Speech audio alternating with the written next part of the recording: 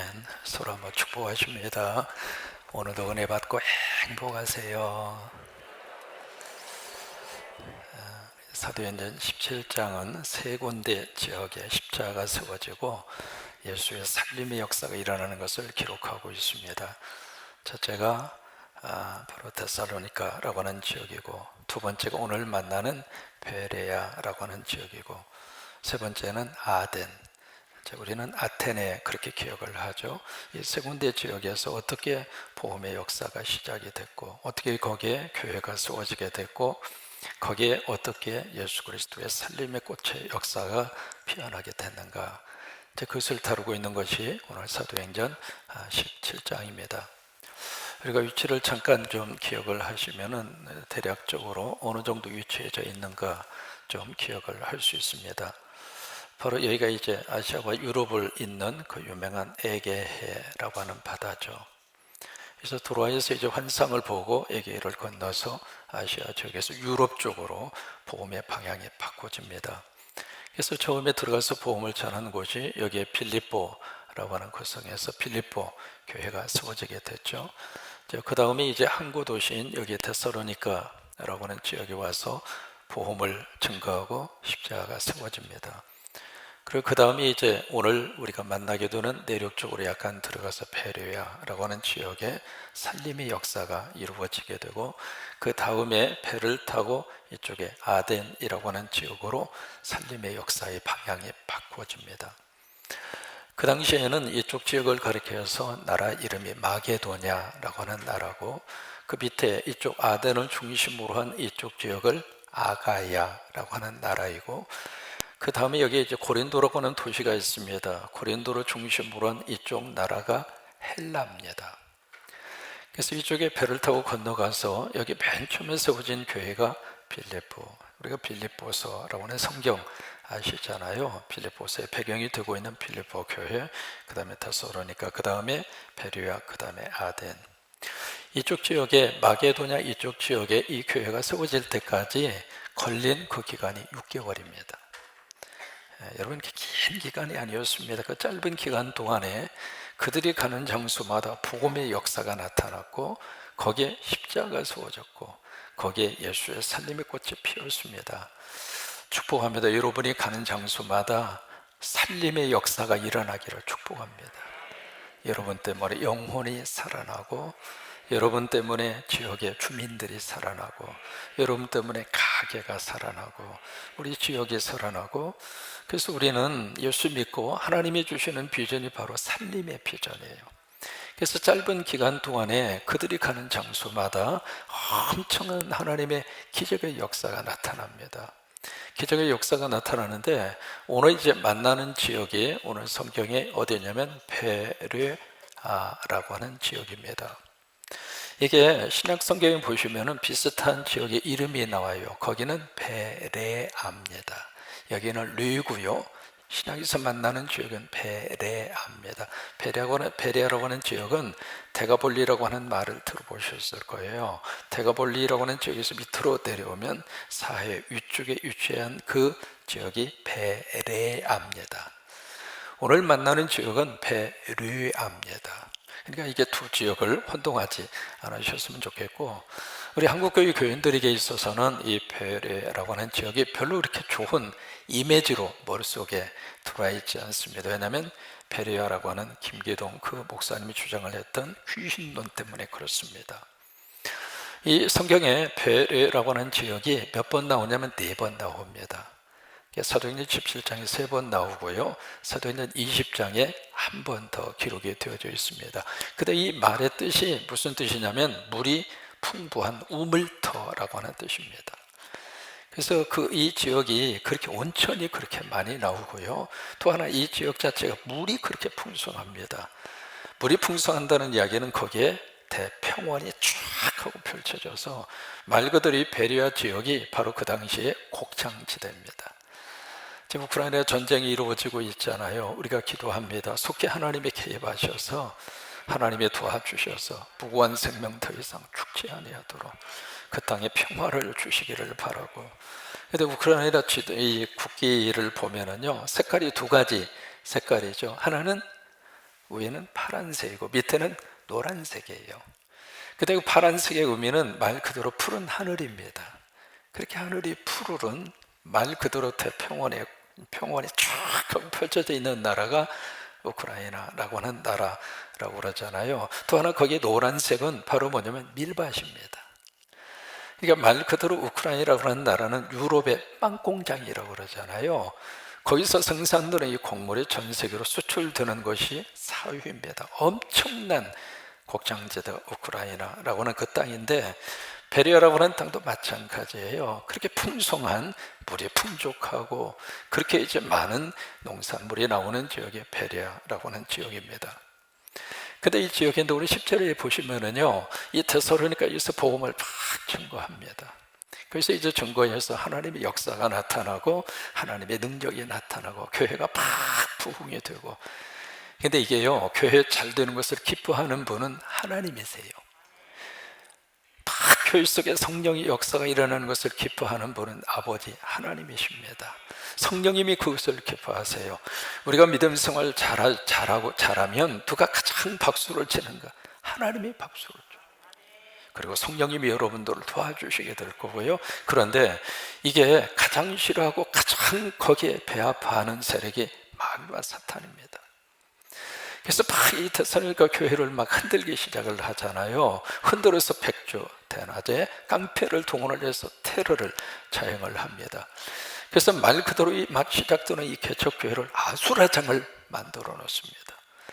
이제 그런 상황 속에서 거기 데살로니가에 있는 성도들이 급하게 이 바울 선교팀을 다른 곳으로 피신을 보냅니다. 그래서 10절에 보시면 두 가지의 단어가 나옵니다. 첫째는 밤이라고 하는 단어, 두 번째는 곧이라고 하는 단어. 그게 바로 뭐냐면 그 당시에 급박한 상황이었다 그 말이에요. 아주 상황 자체가 위급하게 돌아가는 그런 상황이었어요. 그래서 이 데살로니가에 있는 교인들이 순간적으로 판단합니다. 안 되겠다 싶어서 바울 선교팀을 어디로 피신을 시키는가?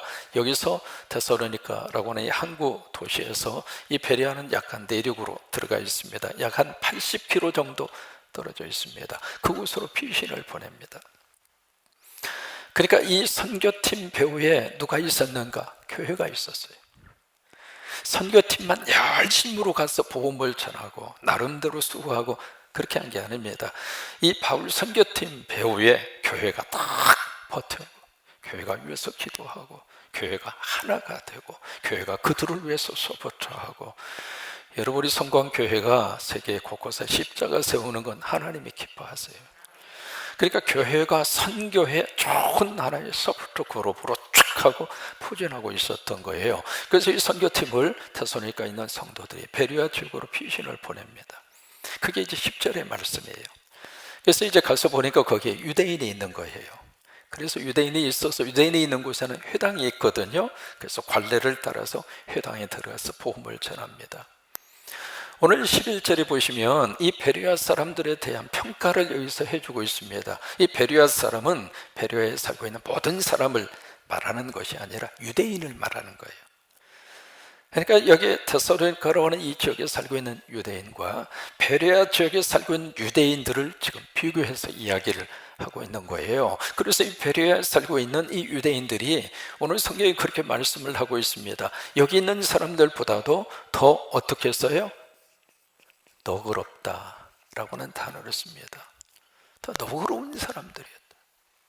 이 단어는 여기에 딱 한 번 나오는 단어거든요. 이 너그럽다고 하는 단어는 다른 말로 말하면 고상하다, 영어로 noble character라고 하는 단어를 쓰거든요. 인격 자체가 참 고상하다, 이제 그렇게도 번역을 할 수 있고, 또 하나 이 noble character라고 하는 말을 쉬운 영어 번역에서는 open mind, 마음이 열렸다 이 말이에요.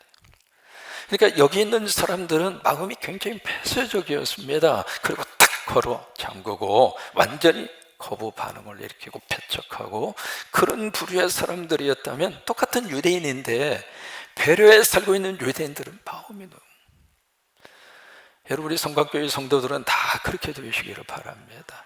마음을 딱 걸어 잠그고 그냥 폐쇄적인 그런 마음과 그런 생각이 아니라 마음을 활짝 열고 오픈 마인드예요. 바로 베레아 사람들이 그런 마음을 가지고 살고 있었고, 또 하나 옛날 번역에서는 이 너그럽다라고 하는 이 단어를 참 재밌게 번역했습니다. 바로 더 신사적이었다. 옛날 우리 개역 성경에서는 그렇게 번역을 하고 있습니다. 굉장히 신사적이었어요.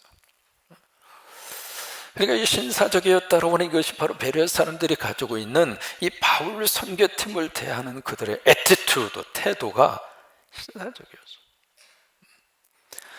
그래서 이제 그런 마음을 가지고 그들이 어떤 매너를 가졌는가, 이 크리스찬 잡지에 보면은요, 교회 안에 비신사적인 성도를 몇 가지로 구별을 했습니다. 우리 가운데 그런 분들이 없게 되기를 바랍니다. 첫째로 어떤 사람이 비신사적인 매너를 가진 크리스찬인가? 첫째로 핑계교인. 말만 하면 뭐 이거 핑계대고 저거 핑계대고 비신사적인 태도라 그 말이에요. 두 번째, 누가 비신사적인 성도인가? 꽈배기 교인. 이게 좀 예배 시간이 좀 길어지면 온 몸을 막 비틀어, 꽈배기처럼 다 비틀어. 이게 꽈배기의 교인. 그 다음에 세 번째로 누가 비신사적인 크리스찬인가? 이게 묵상교인. 설교만 시작하면 이미 창문 닫아버려. 그냥 혼자 가만히 묵상하고 있는, 그게 비신사적인 성도들의 태도라고 하는 거예요. 그러나 이 베레아에 있는 유대인들은 그러지 않았습니다. 신사적이었어요. 그럼 여기 신사적인 그들의 매너 세 가지를 우리가 볼 수 있습니다. 첫째로 그들은 어떤 면에서 신사적인 그리고 너그러운 오픈마인드의 태도를 가졌는가, 세 가지의 신사적인 매너를 우리가 오늘 성경에서 볼 수 있습니다. 첫째로 설교에 대한 태도입니다. 그 다음에 두 번째, 그들이 성경을 대하는 태도가 굉장히 매너가 있었습니다. 그리고 세 번째는 그들이 갑자기 불어닥친 이 고난을 대하는 그들의 매너와 그들의 태도가 신사적이었고 그리고 오픈마인드였습니다. 오늘 11절에 보시면은요, 그렇게 말씀을 우리에게 주시고 있습니다. 이 사람들보다 더 너그러워서, 그 다음에 중요합니다. 어떤 마음으로? 크게 있습니다. 어떤 마음으로? 간절한 마음으로 말씀을 어떻게 했어요? 받았어요. 받았다는 얘기는 receive the message, 그 메시지를 receive한 거예요. 하나님의 말씀을 우리에게 이렇게 딱 던져준다고 가정을 했을 때, 그 말씀이 나에게 던져졌을 때 그 말씀을 내가 리시브한 거예요. 여러분 그렇게 되시기를 축복합니다. 그러니까 말씀을 받을 때 그 말씀을 어떤 사람은 자꾸 토스합니다. 그냥 패스해버려요. 이게 말씀이 나에게 딱 이렇게 증거되고 말씀이 전해졌을 때 그 말씀을 이 시간에 우리 남편이 들어야 되는데, 아유 이 인간이 꼭 이때는 빠져. 그리고 그 말씀을 자꾸 토스하거든요. 패스해버리거든요. 그게 아니에요. 이 사람들은 그 말씀을 리시브한 거예요. 받았어요. 근데 말씀을 받았는데 어떻게 받았는가? 간절한 마음으로. 여러분 그 간절하다고 하는 그 말은 바로 뭐냐면 패션, 열정을 말합니다. 열정. 이게 말씀을 받는데 그냥 대충 그렇게 말씀을 받은 것이 아니라, 어쩔 수 없이 그 말씀을 받은 것이 아니라 그 말씀에 집중해서 열정을 다해서 그렇게 해서 그 말씀을 받는 거예요. 우리 성곽교회 성도들은 설교를 들으실 때 그렇게 앞으로도 들으시기를 바랍니다.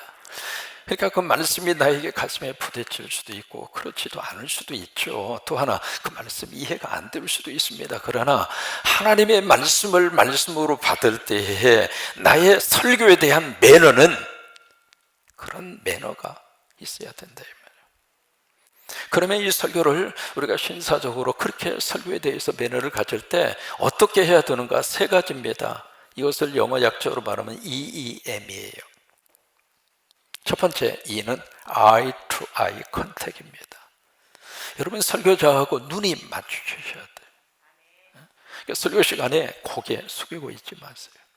고개 숙이면 제가 이게 마이크 선이 없으니까 거기까지 내가 뛰어갈 거예요. 고개 숙이지 마시고 저하고 아이 투 아이 컨택을 하자고요. 제가 그래서 설교 원고를 놓고 하잖아요. 왜 그럴까요? 우리가 말씀을 전하는 자도 그러고 말씀을 들을 때도 그러고 이게 그 매너예요. 설교제에 대한 매너입니다. 그냥 고개를 푹 숙이고 그 시간에 그냥 핸드폰 가지고 뭘 그렇게 하시는지. 예배 시간에 핸드폰 보지 않으셔도 사는데 지장 없습니다. 절대로 지장이 없습니다. 그러니까 그것 때문에 걱정하지 마시고 주님이 오신다고 하는 소식 외에는 이 세상에 그렇게 큰 일은 없습니다. 그러니까 설교 시간에 눈을 뜨시고 아이 투 아이 컨택을 하시라 그 말이에요. 저와 여러분들이 그래도 좀 아이 투 아이 컨택을 하라고 제가 왔다 갔다 하기도 하고 그래요. 이게 설교에 대한 매너입니다. 그래서 첫 번째 이가 바로 아이, 눈으로 우리가 설교를 듣는 거예요. 그 다음에 두 번째 이는 이어, 귀입니다. 귀를 열으셔서 귀 있는 자는 하나님이 하시는 말씀을 들을지어다. 여러분, 말씀이 내 속에 들려질 때 그 말씀이 내 속에 역사를 하십니다. 말씀이 나를 창조하시고 말씀이 내 영혼을 새롭게 하시고 말씀이 내 생각을 뒤집어 주시고 말씀이 우리 가정을 살리고 말씀이 우리 영혼을 살리고. 여러분 믿으시면 아멘. 귀로 듣는 귀로. 그 다음에 세 번째 M은 바로 뭐냐면 마우스, 입이에요. 입으로 설교를 듣는 매너가 있어야 됩니다. 그리고 입으로 어떻게 우리가 설교를 들을까? 그것이 바로 아멘입니다. 아멘, 아멘. 대표 기도하시는 장로님이 기도할 때 가만히 계시는 것도 기도를 함께 올립니다마는 그 기도를 들으면서 같이 아멘, 마음으로 아멘, 입술로 아멘, 그러면서 우리 기도를 올리는 거예요. 분열이 찬양할 때 그 찬양을 우리가 감상하는 시간이 아닙니다. 그 찬양을 같이 아멘 하면서 같이 올리는 거예요. 그 찬양을 하나님이 받으시잖아요. 그런 것처럼 하나님의 말씀을 듣는, 설교를 듣는 매너도 아멘, 아멘. 그래서 설교를 듣는 거예요. 고린도후서 1장 20절 말씀에 하나님에게 말씀을 하십니다. 뭐냐면 하나님의 약속은 얼마든지 그리스도 예수 안에서 뭐가 돼요? 예, 예라고 하는 것은 예스입니다. 예스. 성경 말씀이 어디에서 완성이 되는가? 예수님에게서 완성이 돼요. 그래서 예수님 안에서 성경의 모든 God's promise, 하나님의 약속, 그 하나님의 약속이 예수님 안에서 다 성취가 됩니다. 그래서 그 다음에 뭐라고 말씀을 하시는가? 그 이해가 되나니 그런즉 그로 말미암아. 그가 누구예요? 예수님이죠. 그러니까 내 안에 계시는 예수 그리스도를 통해서 우리가 뭘 하는가? 아멘 한다 그 말이에요. 아멘. 크게 아멘. 다시 한번 아멘. 내 안에 예수가 내 입술을 통해서 고백하는 게 아멘이에요. 아멘을 참 시적으로 그렇게 표현한 분이 계세요. 아멘은 하늘과 땅의 입맞춤이다. 저는 그 표현에 너무 마음에 그렇게 들어요. 그러니까 내 안에 예수가 들어와서 그 예수를 통해서 하나님 말씀 앞에 내 입술로 고백하는 게 아멘이에요. 그때 아멘을 하면 누가 영광을 받는가? 하나님이 영광 받아요. 하나님이. 이게 설교에 대한 매너입니다. 베레아에 있는 이 교인들은, 이 유대인들은 그랬습니다. 설교를 듣는 그 태도 자체가 신사적이었어요. 매너가 있었어요. 그 다음에 두 번째로 이 성경을 대하는 그들의 매너가 있었습니다. 11절에 말씀이 그렇게 계속되고 있죠. 간절한 마음으로 말씀을 받고, 그 다음에 이것이 그러한가. 그러니까 설교의 말씀을 들은 다음에 그냥 아멘 하고 끝나버린 것이 아니라 저 설교가 성서적인가, 그 설교가 성서적으로 바른 설교인가. 오늘 이것이 우리에게 참 필요합니다. 설교를 듣고 끝나는 것이 아니라 저 설교가 과연 하나님의 말씀에 합당한 설교를 제대로 하고 있는가. 그래서 이것이 과연 그러한가. 그렇게 그 질문을 가지고 그분들이 뭘 했는가. 날마다 성경을 어떻게 했어요? 상고했어요. 상고한다는 이야기는 두 가지의 뜻이 있습니다. 첫째는 리서치, 연구했다 이 말이에요. 두 번째, 어플라이, 적용했다 이 말이에요. 이 성경을 대하는 매너가 너무 신사적이잖아요. 그러니까 그들이 이 바울 사도의 설교 스타일은 강의 설교였잖아요. 그러니까 성경을 가지고 풀어주는 강의 설교인데, 그 강의 설교를 듣고 그 다음에 그 말씀 설교가 그들에게 성경을 대할 수 있는 매너로, 성경을 탐구할 수 있도록 말씀이 성경 속으로 그들을 끌고 갔다 이 말이에요. 이것이 베레아 성도들이 가지고 있는 성경을 대하는 그들의 매너입니다. 우리 시편 1편 1절로 2절의 말씀, 이게 시편 전체 150편 전체를 끌고 가는 하나의 엔진입니다. 시편 1편 1절에 가장 먼저 시작하는 단어가 복이 있는 자는, 오케이, 누가 행복한 사람인가? 그 질문이에요. 누가 인생을 행복하게 사는 사람인가? 우리가 짧은 인생을 살다가 가는데 과연 누가 이 땅에서 진정한 삶의 의미와 보람을 가지고 사는 사람인가? 그 질문입니다. 그 복 있는 사람이라고 하는 그 처음 시작하는 그 단어 자체가, 그러면 누가 행복한 사람인가? 오복을 가진 사람인가? 아니라 이 말이에요. 거의 세 가지에 대해서 노할 줄 아는 사람, 그 사람이 행복한 사람이다. 누군가 악인들의 교회에 대해서 노, 죄인들의 길에 대해서 노, 오만한 자의 자리에 대해서 노할 줄 아는 사람. 그 세 가지 부류의 사람들이 가지고 있는 특징이 뭔 줄 알아요? 하나님이 없어요. 아무리 화려해 보여도, 아무리 자리가 높은 자리라 할지라도 하나님이 없으면 노하는 거예요. 아멘? 왜? 그 끝을 우리가 알고 있으니까. 길이 아닌 곳은 가지 않는 것이 복이잖아요. 그러니까 그 세 가지에 대해서 노할 줄 아는 사람이 행복한 사람이다. 그래서 그 다음에 뭐라고 말씀을 하세요? 오직 여호와의 율법을 어떻게 해요? 그 즐거워한다고는 단어의 뜻이 뭐냐면 흥얼거린다 그 말이에요. 그냥 입으로 흥얼거리는 말씀을 암송하면서 그 말씀을 자꾸 흥얼거린다 그 말이에요. 그래서 그의 율법을 주야로 뭐 한다고 그랬어요? 묵상이라고 하는 단어를 씁니다. 이 단어가 히브리어로 어떤 단어냐면 하가라고 하는 단어입니다. 되게 이제 묵상하면 우리 이미지 속에 조용히 눈 감고 반절 졸고 반절 딴 생각하고, 그게 이제 묵상이라고 생각하거든요. 그게 아니에요. 이 하가라고 하는 단어가 가지고 있는 깊은 뜻이 바로 뭐냐면, 지금 배고픈 사자가 그렇게 원하던 먹잇감을 딱 가로챘어요. 그 먹잇감을 딱 가로챈 다음에 너무 기뻐서 으르렁대고 소리내는 것을 하가라고 그래요. 묵상이라고 하는 뜻이 그런 뜻입니다. 하나님의 말씀을 내가 받은 다음에 그 말씀이 내 속에 너무 은혜가 되고, 그 말씀이 내 속에 살아서 움직이고, 그 말씀이 내 속에서 능력으로 역사하는 그 순간에 그 말씀을 딱 부여잡고 하나님, 행복함과 기쁨에서 나오는 으르렁대는 소리, 그게 하가라 이 말이에요. 여러분, 베레아 성도들은 말씀을 대하는 매너가 있었습니다. 우리가 성경을 덮어놓고 믿자, 그건 매너가 아닙니다. 성경이 열려져야 돼요. 그러니까 이 베레아 성도들은 이 매너가 있었어요. 성경을 대하는 그들의 매너가.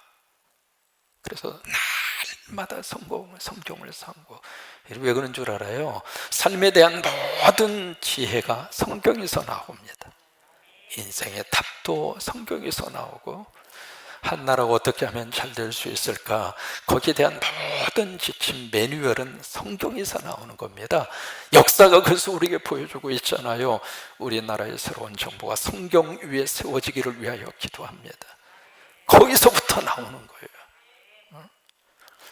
그 다음에 세 번째로 이 베레아 성도들은 이 고난 앞에, 고난에 대한 그들의 매너가 신사적이었습니다. 여기 12절에 보시면은요, 무슨 일이 일어났는가. 12절, 그 중에 믿는 사람이 많고 또 헬라의 귀부인과 남자가 적지 아니하나. 이게 이제 베레아 교회가, 이 개척이 된 이 교회가 막 부흥된 거예요. 많은 분들이 교회로 들어왔습니다. 성경이 증거되고 성경이 선포되는 곳에 영혼이 살아납니다. 그래서 많은 성도들이 몰려온 거예요. 저는 기도합니다. 세워진 63개 살림의 교회마다 우리 목회자들에게 성경의 눈이 확 열려져서, 그래서 그 말씀이 증거되는 살림의 교회마다 하나님 부흥시켜 주시옵소서. 그래서 베레아 교회가 막 부흥이 되는 거예요. 그런데 13절에 보시면 이 소식을 누가 들었는가? 80km 떨어진 여기 데살로니가에 있는 유대인들이 듣습니다. 그 유대인들은 적대 세력이죠. 엔티 크리스찬파예요. 그래서 교회에 대해서 반대하는 그 그룹이에요. 이 사람들이 80km 떨어지는 거기에서 소식을 듣는 거예요. 이 바울 이 일행이 베레아 지역으로 들어가더니 거기서도 막 복음을 전하고 십자가가 세워지고 거룩한 살림의 역사가 일어난다는 소식을 듣고 거기까지 쫓아와서, 여러분 이 악의 무리라고 하는 건 끝까지 가요. 죽어야 끝장나는 거예요. 그게 거기까지 쫓아온 거예요. 쫓아와서 이 베레아 지역에 있는 또 다른 깡패들을 동원을 해서 갑자기 이 베레아 이 교회 세워진 지 얼마 되지도 않잖아요. 그 교회를 와서 말 그대로 쑥대밭을 지금 만들고 있습니다. 이 교인들이 갑자기 고난을 당한 거예요. 근데 이 교인들 모두가 다 초신자입니다. 처음 예수 믿고 처음 교회 나온 분들이잖아요. 근데 갑자기 어려움이 닥치면 거의 대부분 떠나갑니다. 여러분 아무리 힘들고 어려워도 믿음의 뿌리를 놓치지 않게 되기를 축복합니다. 살다 보면 이런 일 저런 일 겪을 수 있잖아요. 갑자기 불어닥친 이 고난의 쓰나미 앞에서 이 베레아 성도들은 고난을 대하는 태도가 아주 성숙했습니다. 휩쓸리지 않았어요. 흔들리지 않았어요. 그리고 이제 어떻게 했는가? 여기 보시면은요 14절입니다. 이 형제들은 베레아 교회 교인들입니다. 이 교인들이 곧이라고 하는 단어가 또 나오죠. 10절에서 나왔잖아요. 상황이 급박하게 돌아간 거예요. 곧 바울을 보냅니다. 백길로 해서 어디로 보냈는가? 여기 아덴이라고 하는 곳으로. 여러분 여기서 여기까지는요 320km입니다. 그쪽으로 배를 태워서 보내드립니다. 왜? 위험하니까. 근데 혼자 보낸 것이 아니라 함께 거기 에스코트를 해요. 에스코트를 해서 거기까지 안전하게 모셔다 드리고 이 바울이 부탁해요. 거기에 베레아에 남아있는 디모데와 실라를 다시 모시고 와주세요. 그게 이제 15절의 말씀이에요. 그러니까 이 고난 앞에서 이 베레아 성도들이 참 꿋꿋한 모습을 보여줍니다.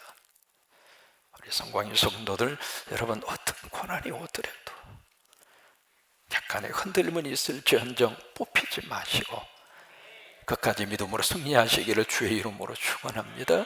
이 베레아 성도들을 이렇게 기억하면 그 생각이 듭니다. 오뚜기 같아요. 오뚜기. 한명희라고 하는 시인의 오뚜기라고 하는 짧은 시가 있습니다. 참 재미있게 그 오뚜기를 가지고 그분은 시로 그렇게 이야기합니다. 더 세게 나를 쳐라. 쓰러지지 않으면 내가 아니다. 다시 일어나지 않으면 내가 아니다. 오뚜기는 쓰러지는 것, 넘어지는 것 걱정 안 합니다. 왜? 그게 오뚜기예요. 10번을 던져서 10번 넘어지고 쓰러지더라도 11번째 일어납니다. 그게 오뚜기예요. 오뚜기가 걱정하는 것은 단 딱 하나입니다. 중심이에요. 중심. 이 중심이 바로 되지 않으면 오뚜기는 못 일어납니다.